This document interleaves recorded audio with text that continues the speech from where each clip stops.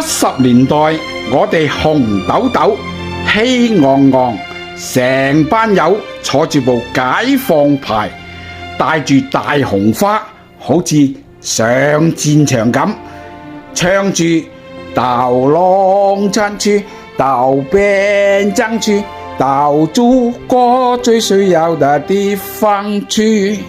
祖國，祖國，祖國養育着我們。去到第一餐，搞個憶苦思甜，再唱天上布滿星，月亮晶晶，生產隊離開大會，受苦把元神。第二日有個知青唔聽老人言，環渡水庫去咗餵魚，提早收工，